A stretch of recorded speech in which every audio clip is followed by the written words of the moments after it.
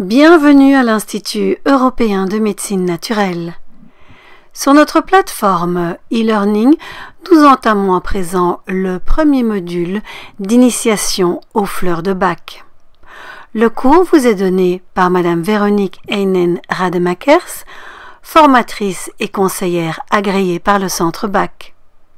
Les cours sont agréés par la Fondation du Dr Édouard Bach.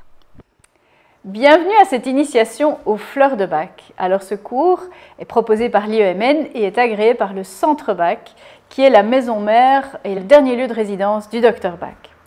Alors quelques mots pour me présenter. Je m'appelle Véronique Heinen Rademakers et je suis conseillère agréée en fleurs de Bach et je forme les conseillers agréés de Belgique francophone. Alors, qu'est-ce qui m'a fait venir aux fleurs? Je ne suis pas comme Obélix tombée dans la soupe quand j'étais petite. Par contre, c'est quand mes enfants étaient petits que je me suis intéressée aux fleurs.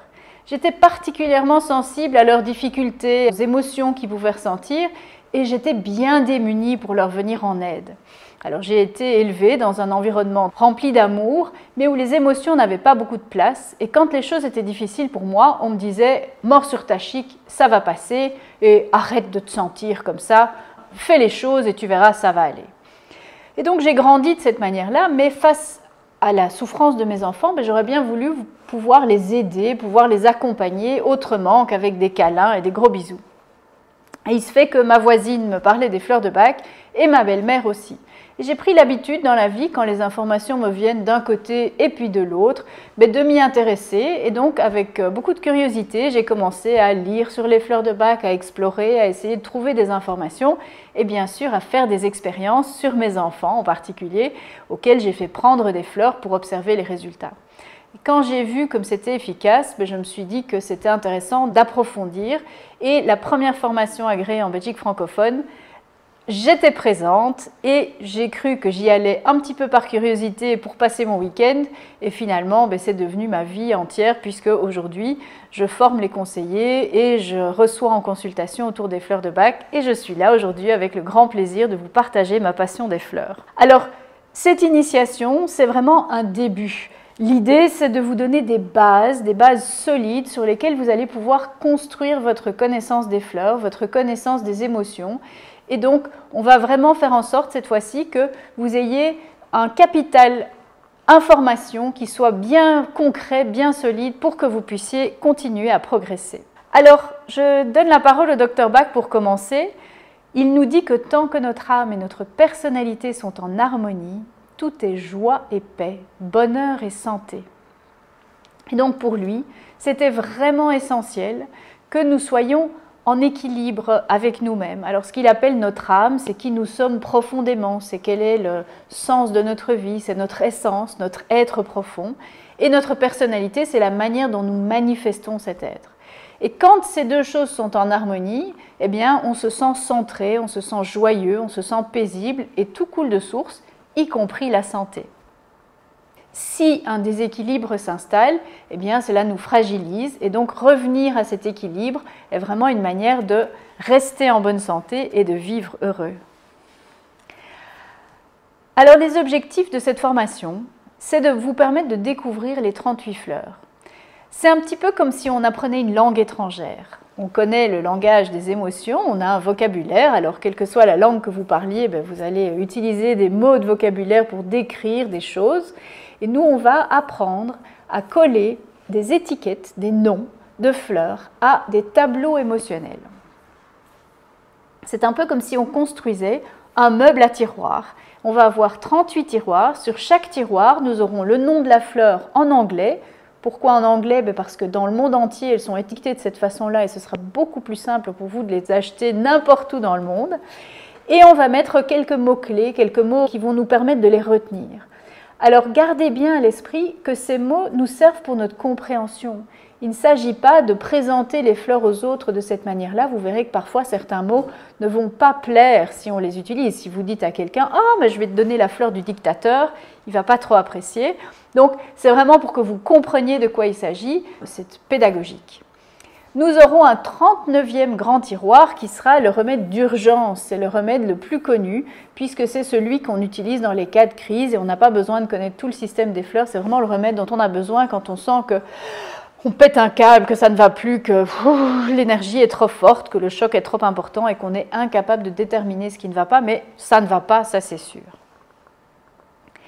Alors l'histoire du Dr Bach et sa philosophie seront toujours présentes. Pourquoi? Parce que c'était quand même un personnage assez particulier et il s'est appuyé sur ses expériences de vie également pour développer sa méthode, pour mettre au point ce système qui est un système qui est complet et qui existe déjà depuis 1936. Et dans sa philosophie, il nous aide à voir l'importance de vivre en harmonie avec nous-mêmes. Alors je dis souvent qu'on peut connaître les fleurs un peu comme une méthode sparadrap, c'est-à-dire que vous avez une petite émotion, vous mettez une petite fleur, une petite émotion, une petite fleur. Ça va vous aider, ça vous accompagnera, ça sera quand même utile. Mais on peut utiliser ce système beaucoup plus en profondeur, c'est-à-dire que c'est un système qui peut nous aider à retrouver notre sens, retrouver l'axe de notre vie pour vivre en paix et en harmonie. L'objectif aussi de la formation, c'est de vous apprendre à utiliser les remèdes dans votre vie quotidienne. Alors, plus vous allez expérimenter sur vous-même, vos amis, vos familles, plus vous allez avoir d'expérience, plus votre connaissance va s'étoffer.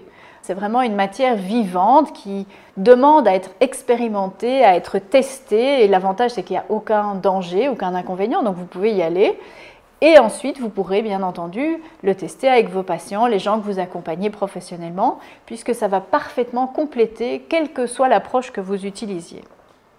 On parlera un petit peu de nos animaux et des plantes, puisque c'est un système qui s'adresse aux vivants, pas uniquement aux personnes, mais aussi aux animaux et aux plantes. Alors, l'objectif, c'est aussi de vous donner envie de continuer à apprendre. C'est une matière vivante. Dès qu'on touche à la nature humaine, à l'être vivant, c'est une matière qui est inépuisable. Même aujourd'hui, alors que je connais les fleurs depuis déjà de nombreuses années, j'ai encore des moments de découverte, des moments de surprise où je me dis « Ah, encore quelque chose à ajouter dans mon petit tiroir aux fleurs ». Alors, comme je vous disais, c'est vraiment les bases que nous allons voir ensemble. C'est un peu comme apprendre une langue étrangère. Cette fois-ci, nous allons apprendre le vocabulaire. Vous allez apprendre comment utiliser les bons mots de la bonne manière. Quand vous serez à l'aise avec cette étape des choses, vous pourrez avoir envie de continuer pour aller un petit peu plus en profondeur, un petit peu plus en subtilité. Et à ce moment-là, vous pourrez approfondir votre connaissance des fleurs avec une formation complémentaire. Alors, le système de santé du Dr Bach est un système qui est très simple. Alors, ça fait toujours rire les élèves quand je parle de simplicité parce que la simplicité, ce n'est pas être simpliste. Et Léonard de Vinci a dit que la simplicité, c'était la sophistication suprême. Alors, c'est vrai que quand on découvre les fleurs, il y en a 38, il y a chaque fois un nom en anglais qu'on garde en anglais parce que partout dans le monde, elles sont étiquetées en anglais. Et puis, on va apprendre le tableau émotionnel auquel ça correspond. On va le faire dans un premier temps de manière assez caricaturale. On va tracer des gros traits parce que c'est la meilleure manière de les retenir. Et donc, effectivement, ça semble assez simple. Et puis, vous verrez que quand vous écoutez les gens qui parlent, quand vous essayez de décrypter pour vous-même, ce n'est pas toujours aussi simple. C'est qu'on n'utilise pas toujours les mêmes mots, on n'utilise pas toujours les mêmes expressions. Et quelque chose qu'on a compris, mais ne va pas forcément s'exprimer de la même manière. Mais cette simplicité, vous allez la retrouver dans l'approche, c'est-à-dire que la seule chose dont nous ayons besoin, c'est de nous poser la question « Qu'est-ce que je ressens maintenant ?» Alors, qu'est-ce que je ressens maintenant? C'est le maintenant qui est important. Souvent, quand on découvre les fleurs, on se dit « Ah oui, celle-là, c'est un petit peu moi. Ah oui, celle-là aussi. Ah oui, ça me ressemble. Ah !» Et au final, on se dit « Mais je me retrouve un petit peu dans toutes les fleurs. » Eh bien, bienvenue dans le genre humain. Effectivement, ce que le Dr Bach a fait, c'est qu'il a fait un énorme bouquet de fleurs, et ce bouquet de fleurs symbolise qui nous sommes dans notre entièreté. Donc, cette simplicité commence par cette petite question. Qu'est-ce que je ressens maintenant? Par contre, la réponse n'est pas toujours évidente. Il faut parfois un peu de temps, laisser un peu de silence pour que la réponse puisse nous venir. Vous verrez aussi que dans la manière de préparer les fleurs, comment préparer un mélange, comment les prendre, à quelle fréquence, c'est très très simple. Un enfant de 5 ans peut facilement se débrouiller seul avec ses fleurs. Et vous verrez que cette simplicité, elle va revenir régulièrement. C'est-à-dire que si vous sentez que vous commencez à vous poser beaucoup de questions, alors pourquoi, comment, et qu'est-ce qui se passe, et qui, quoi, et que ça commence à bouillonner dans votre esprit, vous vous écartez de la simplicité, revenez simplement à votre centre, à ce que vous ressentez en vous. Donc ça, c'est pour la simplicité. C'est une méthode qui est naturelle et efficace. Hier encore, je donnais une conférence et il y a une dame qui vient me serrer la main à la fin et qui me dit « Oh, écoutez, il faut que je vous dise, moi j'y croyais pas trop parce que je suis très cartésienne et mon mari aussi, mais notre petite fille qui a 7 ans a été difficile, elle avait beaucoup de soucis et donc qu'est-ce qu'on a fait? On a tous les deux pris une liste des fleurs, on a chacun de notre côté essayé de voir ce qui lui correspondait, on lui a préparé un mélange parce qu'on était d'accord sur un certain nombre d'entre elles et ça marche. Et donc cette efficacité, c'est quelque chose que j'entends de manière régulière. C'est-à-dire que j'ai pu aussi expérimenter pour moi-même. En prenant les fleurs, je ne suis plus la personne que j'étais il y a quelques années. Il y a beaucoup plus de sérénité, beaucoup plus de paix intérieure et évidemment beaucoup plus de joie et de bonheur. Ce naturel, on va le voir puisque toutes les plantes sont des fleurs sauvages qui poussent dans la nature de manière assez... on n'a rien à faire, il ne faut pas les cultiver. Et on en utilise très très peu, donc on n'a pas besoin d'avoir des grandes cultures pour avoir de quoi faire des remèdes. Alors le fait que la personne soit au centre, c'est vraiment une clé. C'est-à-dire qu'avec le système des fleurs de Bach, on ne va jamais se centrer sur l'événement, sur les circonstances, sur comment ça s'est passé, mais on va se centrer sur comment la personne le vit. Et donc on va toujours rester centré là-dessus. Il n'y a pas de fleurs de Bach pour le mal de bras ou pour le mal de dos. Il n'y a pas de fleurs de Bach pour la rentrée scolaire. Il y a des fleurs de Bach pour le petit garçon qui rentre à l'école et qui a des difficultés avec cette rentrée scolaire. Il y a des fleurs de Bach pour le jeune qui s'est cassé le bras au ski et qui ne se sent pas bien parce que son bras est cassé et que ça le dérange. Et donc on va chaque fois revenir à ce que la personne vit. Il m'est arrivé dans ma pratique d'avoir une dame qui connaissait déjà bien le système des fleurs et quand elle est venue me parler de son besoin, elle m'a dit « Il m'est arrivé un truc et voilà comment je me sens ». Et je n'ai jamais su de quel truc il s'agissait, je n'ai jamais su ce qui s'était passé, avec qui, comment, parce que ça n'était pas intéressant. Par contre, vous verrez que pour certaines personnes, ça va être important de pouvoir raconter l'histoire et votre rôle va être à ce moment-là d'entendre l'émotionnel qui se tisse au travers du récit. C'est aussi une méthode qui est universelle. Alors, le Dr Bach, il est né au siècle passé, donc il y a 2 siècles maintenant. Il est mort en 1936, il est né en 1800, je n'ai plus la date en tête, mais voilà. Et on pourrait se dire, enfin, cette méthode est un peu désuète. Il y a quand même presque 100 ans qui se sont écoulés depuis qu'il l'a mise au point. Est-ce qu'elle est vraiment encore d'actualité? Ben oui. Pourquoi? Parce que le Dr Bach s'est centré sur l'émotionnel. Et la peur qu'on pouvait ressentir en 1914 ou la peur qu'on peut ressentir aujourd'hui, c'est toujours de la peur. La raison de la peur a changé, mais la peur est la même. De même que l'on soit européen, asiatique, africain, américain, partout dans le monde, les émotions sont les mêmes. Je pense d'ailleurs que si nous nous connections les uns aux autres au niveau de nos émotions, au niveau de nos ressentis, il y aurait beaucoup plus de compréhension entre les individus entre eux. Donc il n'y a vraiment aucune raison de penser que cette méthode ne soit plus actuelle. Au contraire, elle est encore plus actuelle aujourd'hui où c'est vrai que les émotions sont un petit peu passées à la trappe. Et c'est une méthode qui fonctionne aussi bien un peu partout dans le monde. Il y a quelques années, j'ai assisté à un colloque et il y avait des représentants de tous les continents. Et il y a même en Amérique latine des dispensaires de brousse, donc des gens qui sont installés, qui ont les fleurs, et il y a des femmes qui marchent parfois pendant 2 jours pour venir chercher les remèdes du Dr Bach pour ramener dans leur village et ramener à leur famille. Alors, c'est un système de santé qui est utilisé par les professionnels de la santé, par les particuliers, ça peut être aussi par des enseignants, c'est ouvert à tout le monde. Et on pourrait penser que ce sont des placebos. Mais ce ne sont pas que des placebos. Pourquoi? Parce que placebo, qu'est-ce que ça veut dire? Ça veut dire que ça fait du bien. Alors, à ce titre-là, le bisou de la maman sur le front du petit garçon qui est tombé, c'est déjà un effet placebo et ça fait du bien. Et donc, prendre des fleurs, ça fait du bien. Donc oui, il y a un effet placebo, comme il y a un effet placebo à l'aspirine ou aux antibiotiques, mais pas que. En effet, même si on ne sait pas qu'on prend des fleurs, eh bien, on va en ressentir le bénéfice. Alors, je vous donne un exemple pour illustrer ça. C'est quelque chose qui s'est passé il y a quelques années. Je donnais une conférence à des épouses d'agriculteurs. Et j'explique toujours qu'on ne donne pas les fleurs à l'insu du plein gré des gens. C'est-à-dire que si vous pensez que votre entourage peut bénéficier des fleurs, proposez-leur. s'ils vous énervent parce que vous trouvez qu'ils ne sont pas comme ils devraient, prenez des fleurs vous-même. Hein, charité bien ordonnée commence par soi-même. Et donc j'exprime que on ne donne pas les fleurs à l'insu du plein gré des gens. Et une dame se met à rire et elle chuchote auprès de ses voisines et je l'interpelle et je dis « Est-ce que vous souhaitez partager ?» Et elle répond oh, « J'en mets dans le café de mon mari depuis 3 mois, ça lui fait du bien !» Et là je me suis dit « Mais comment est-ce que je vais me sortir de cette situation? Qu'est-ce qu'elle exprime ?» Donc je lui ai posé la question, j'ai dit « Mais expliquez-nous un petit peu. » Elle m'a dit « Écoutez madame, mon mari, c'est un pur de dur. Le médecin, il veut bien le voir pour lui vendre des œufs et du lait, mais en dehors de ça, il n'est pas question que le médecin l'approche. Alors vous pensez que si je commence à lui parler de ses émotions, il va m'envoyer à la gare. Or, plusieurs fois par jour, il rentre des champs et il me raconte ses malheurs, il me raconte comme c'est difficile pour lui et il me parle de ses tracas. Et moi, j'écoute et je lui fais un café plein d'amour et de fleurs de bac.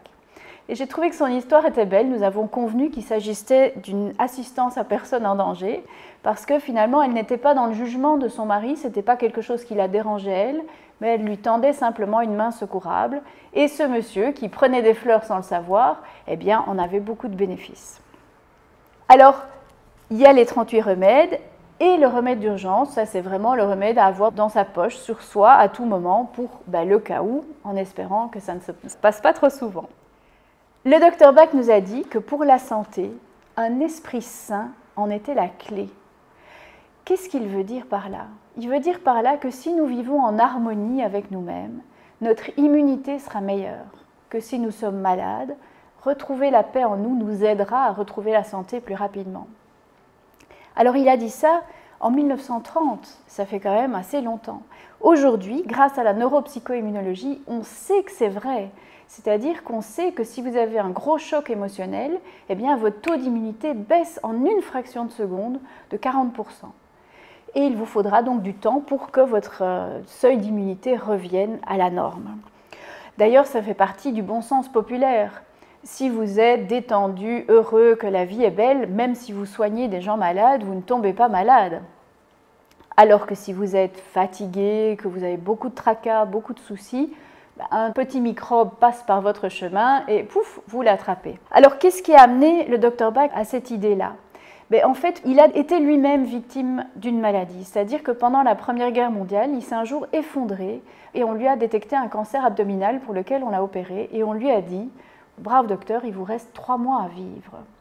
Or, à l'époque, il avait déjà commencé ses travaux, ses recherches sur la santé et comment aider les gens autrement que par la médecine traditionnelle. Et il s'est dit, mais c'est pas possible, 3 mois, vite, vite, vite, il faut que je m'y remette. Et donc, il s'est remis au travail très vite. Et on a d'ailleurs surnommé son cabinet « la lumière qui ne s'éteignait jamais » parce qu'il travaillait jour et nuit d'arrache-pied, il s'endormait parfois sur ses feuilles dans l'espoir d'avancer avant que la mort ne vienne le prendre. Ce qui est très intéressant, c'est qu'il a terminé tous ses travaux 20 ans plus tard et il s'est éteint quand tout était terminé. Donc vraiment, il s'est dit, voilà, le fait d'avoir un objectif, d'avoir quelque chose qui nous tire vers l'avant, ça va être un facteur de santé. Autre chose qui a été un point marquant pour lui, c'est la grande grippe qu'il y a eu après la Première Guerre mondiale. Il y a eu plus de morts de cette grippe que de la guerre elle-même. Alors il s'est interrogé parce que les gens n'étaient pas égaux. C'est-à-dire qu'il y a des gens qui se calfeutraient chez eux, terrifiés à l'idée d'attraper la grippe, et ils se retrouvaient finalement à l'attraper et à en mourir. Par contre, il y avait des soignants, des gens qui accompagnaient les malades, et eux, qui passaient outre et qui ne tombaient pas malades. Alors si c'était mathématique, un être humain plus un microbe égale un malade. Et il se fait que dans la réalité, ce n'est pas toujours comme ça. Donc cette idée d'assainir l'esprit, ça a été vraiment ce qui l'a motivé à chercher et à mettre au point cette méthode pour que les gens puissent revenir en santé de la meilleure manière qui soit. Alors je vous présente Édouard Bach. Alors c'est une photo très sérieuse, elle a été prise par son assistante qui avait besoin de l'immortaliser pour la postérité. Mais dans la vie quotidienne, c'était plutôt quelqu'un qui était relax, qui allait jouer au foot avec les enfants du village, qui se couchait auprès d'animaux malades pour les accompagner. Mais voilà, il a tout un parcours professionnel assez intéressant. Il a fait de la médecine et il a aussi été bactériologiste, immunologiste pathologiste et homéopathe. Donc tous ces diplômes l'ont amené à mettre au point la méthode qu'il a développée. En tant que bactériologiste, le Dr Bach s'occupait beaucoup de gens qui avaient des maladies chroniques. Or, il avait observé que chez ses patients, il y avait 7 familles de bactéries intestinales et que ces familles avaient tendance à être en déséquilibre. Mais les patients n'étaient pas tous égaux, c'est-à-dire que ceux qui avaient la bactérie A en déséquilibre avaient tendance à être plutôt des gens nerveux, ceux qui avaient la bactérie B étaient plutôt des lymphatiques. Et donc il avait, dans un premier temps, répertorié toute une série de bactéries, donc ces 7 bactéries intestinales, et il avait préparé de manière homéopathique des remèdes pour aider ces patients qui souffraient de maladies chroniques, avec des résultats qui étaient très impressionnants. Ses collègues lui envoyaient parfois une fiche médicale en disant « je vous envoie tel patient, c'est telle bactérie qui est en déséquilibre ». Il entrait dans sa salle d'attente en se disant « Ah, lequel, eh bien, il visait juste, il trouvait la bonne personne rien qu'en connaissant la bactérie qui était en déséquilibre ». Inversement, il avait des patients devant lui, avant même de demander les résultats des analyses, il savait quelle bactérie il allait trouver en déséquilibre. Donc il s'est dit notre personnalité a un impact sur la manière dont notre corps se comporte, puisque en fonction d'une personnalité, je vais trouver un déséquilibre, X ou Y, ou encore un autre. Et donc au départ, comme il était homéopathe, il avait développé des nosodes, ça s'appelle les nosodes de Bach, ça existe toujours en Angleterre, ça n'a pas traversé la Manche, qui visaient à ramener l'équilibre chez ses patients. Et ces nosodes étaient préparés à base de bactéries intestinales pathogènes. Or, pour lui, partir de quelque chose de pathologique pour revenir vers la santé, c'était quelque chose qu'il n'aimait pas trop. Et comme il avait des origines celtes, il était très intéressé par la flore, la faune, il aimait beaucoup aller se promener dans les parcs et dans les forêts. Et il a eu un jour l'idée de remplacer certains de ces nosodes par des plantes.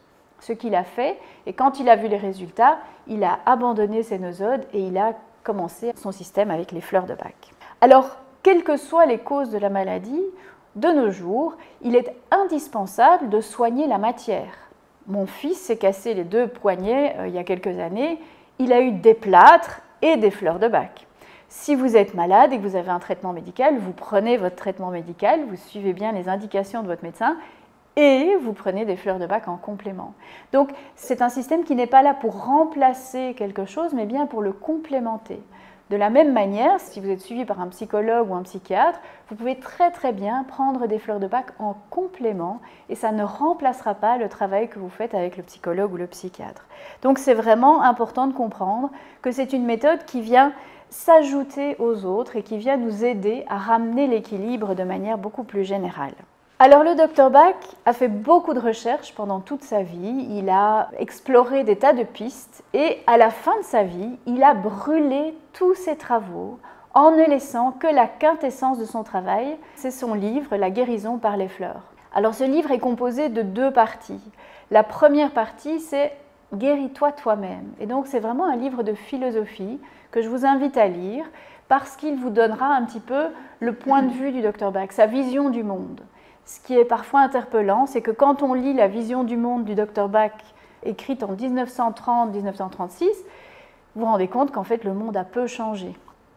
Je ne sais pas si c'est très encourageant, mais voilà, ça nous fait réfléchir quand même.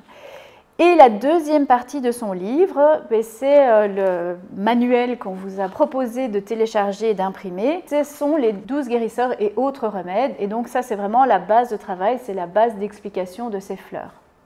Alors quelque chose qui est très important aussi pour le Dr Bach, c'était que ça reste simple. C'est pour ça qu'il a brûlé ses travaux, c'est-à-dire qu'il a lui-même exploré des pistes qu'il a trouvées trop complexes, il a fait des liens avec d'autres systèmes et puis il s'est dit non, c'est trop compliqué tout ça, revenons à la base, revenons à la simplicité.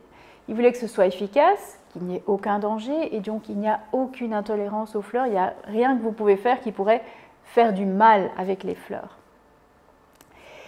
Il voulait que ce soit simple pour une raison essentielle, c'est que ça permet aux gens d'aller vers l'autonomie. Pourquoi? Parce que si vous pouvez le comprendre, maîtriser le système par vous-même, vous pouvez prendre soin de vous-même. Alors l'autonomie, ça ne veut pas dire tout seul. Ça veut dire je peux prendre soin de moi et donc je peux aussi faire appel à un frère aîné, quelqu'un qui peut avoir une écoute bienveillante pour m'aider à choisir les fleurs pour moi, mais je peux prendre soin de moi par moi-même. On me posait la question il y a peu de savoir si en connaissant les fleurs, c'était suffisant pour s'aider soi-même. La réponse est oui. Oui, nous pouvons déjà nous faire beaucoup de bien grâce aux fleurs en toute simplicité, simplement en nous mettant à l'écoute de ce que nous ressentons. La difficulté, c'est que quand il y a beaucoup d'émotions, que c'est très confus, l'écoute de quelqu'un d'autre va vraiment nous apporter un plus qui est indéniable. Quand j'ai parfois des difficultés un peu intenses, il suffit que j'appelle une de mes collègues, elle m'écoute 5-6 minutes et puis elle me dit « Tu as pensé à cette fleur ?» Et là, généralement, je fais « Ah, oui, évidemment, mais non, je n'avais pas pensé à cette fleur, je pense à toutes les autres, mais pas à celle-là. » Voilà, l'universalité du système, je vous en ai déjà touché un mot, c'est vraiment un système qui s'adapte à tout le monde et à tous, dans toutes les contrées, partout sur la planète. Ça va ? Donc pour résumer, c'est un système simple et efficace qui convient à toute la famille. Il n'y a pas de toxicité, il n'y a pas d'effets secondaires au sens propre, c'est-à-dire qu'il peut y avoir des effets secondaires ou des effets qui nous dérangent, mais qui ne sont pas vraiment des effets secondaires. Aucune accoutumance. En général, plus on prend les fleurs, moins on en aura besoin. Un peu comme si le fait de faire ce chemin des fleurs, de partir de notre déséquilibre pour revenir vers l'équilibre, nous permet d'apprendre le chemin et finalement on peut le faire tout seul, les yeux fermés. Il n'y a aucun risque d'overdose. La seule chose, c'est que si un enfant en bas âge buvait tous les flacons qui se trouvent dans un set complet, il aurait peut-être un petit verre dans le nez parce qu'il y a quand même un conservateur qui est de l'alcool, mais en dehors de ça, on ne peut pas en prendre trop. Et ça ne va pas interagir, ça ne va pas nuire à toute autre forme de traitement. Donc il n'y a vraiment aucun souci de les utiliser quand on en a besoin. Le Dr Bach, à la fin de sa vie, a dit que ce système de traitement est le plus parfait qui, de mémoire d'homme, ait été donné à l'humanité. Il a le pouvoir de guérir et sa simplicité permet de l'employer chez soi. Il avait quand même fort confiance en son travail et il insiste dans cette petite phrase sur la simplicité qui est vraiment la garantie que ce système soit efficace et utile. Alors, petit exercice personnel. Donc ce que je vais vous proposer, c'est que tout au long de la formation, tout au long de l'explication des différentes fleurs, vous soyez très très attentif à ce que vous ressentez. Est-ce que ça vous parle? Est-ce que ça correspond à quelque chose que vous vivez intérieurement? Alors prenez-en note au fur et à mesure.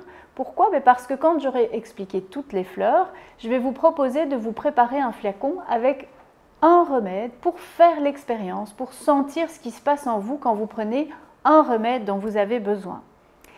Alors profitez aussi de ces explications pour noter peut-être dans la marge à qui ça vous fait penser. Est-ce que ça vous fait penser à un vieil oncle ou à votre voisine ou à votre patron?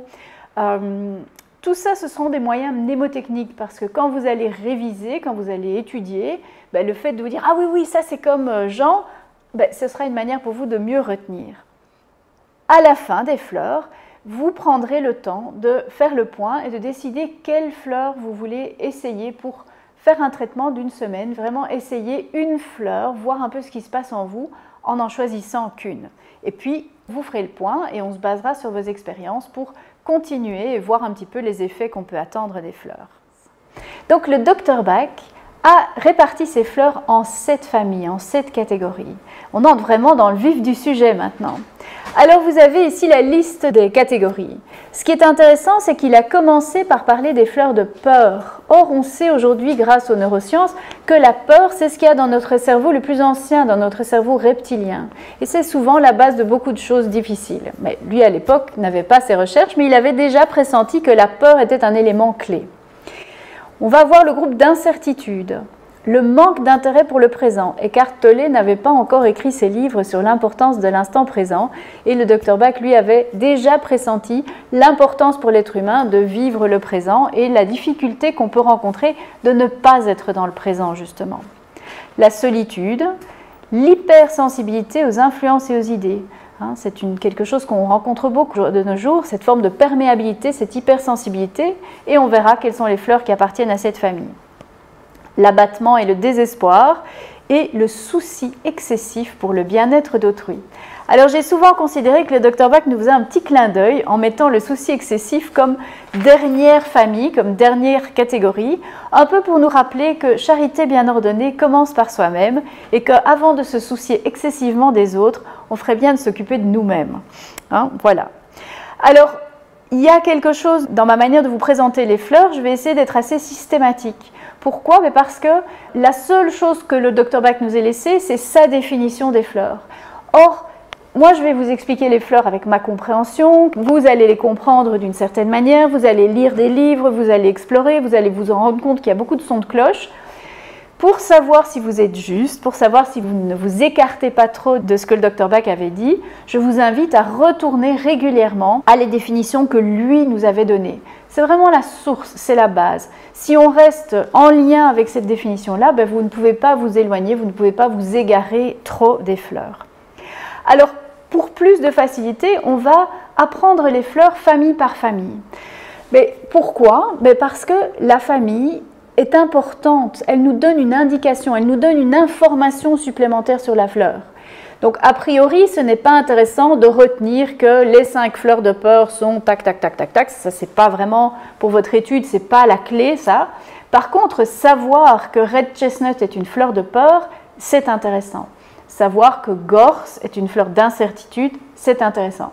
Donc vous avez intérêt quand vous apprenez les fleurs, quand vous apprenez à les mémoriser, de vous rappeler à quelle famille elle appartient, de manière à ce que vous ayez cette indication complémentaire. Pour chaque fleur, je vous proposerai une photo qui vient du Centre Bach, une photo qui a été faite par Helmut Meyer, qui est un monsieur qui a consacré 4 ans de sa vie à explorer la faune et la flore pour découvrir les fleurs dans leur milieu naturel. Il a fait des photos qui sont absolument sans artifice et qui sont splendides, vous aurez la référence. Et puis, je vous donnerai des exemples de ma pratique pour que vous ayez une meilleure compréhension du remède. Comme je vous le disais précédemment, je vais le faire de manière assez caricaturale, avec des gros traits. Pourquoi? Pour que ça soit assez clair dans votre esprit. Ce que vous allez rencontrer dans la vie de tous les jours ne va pas être aussi caricatural. Autre chose à retenir, c'est que les mots que nous allons employer pour décrire les fleurs sont des mots qui servent à notre compréhension. Quand je vais vous parler de vine tout à l'heure, dans le souci excessif pour le bien-être d'autrui, et que je vais vous dire qu'une bonne manière de la retenir, c'est le dictateur, eh bien, c'est une caricature. Si vous proposez cette fleur à quelqu'un, n'allez pas lui proposer la fleur du dictateur, parce que je doute qu'il l'accueille avec bonheur. Donc, c'est vraiment une approche qui se veut ludique et pédagogique, de manière à ce que vous ayez plus de facilité à les retenir. J'explique souvent que c'est comme si on construit un meuble. Nous allons construire un meuble qui aura 38 tiroirs, dont un très grand, le 39e, qui sera le tiroir pour le remède d'urgence. Et sur chacun de ces tiroirs, on va mettre le nom de la fleur en anglais et vous allez coller quelques mots-clés, quelques mots qui vous permettent des moyens mnémotechniques qui vous permettent de retenir la fleur. Et au fur et à mesure que vous allez lire sur les fleurs, apprendre avec les fleurs, expérimenter les fleurs, vous allez pouvoir remplir le tiroir et vous allez pouvoir compléter votre connaissance des fleurs de cette manière-là. Ainsi s'achève le premier chapitre du cours d'initiation aux fleurs de Bach. Ce chapitre était consacré à l'introduction et nous vous donnons bien entendu rendez-vous pour le deuxième chapitre dans lequel nous entamerons les catégories de fleurs en commençant par les fleurs de la peur. À tout bientôt!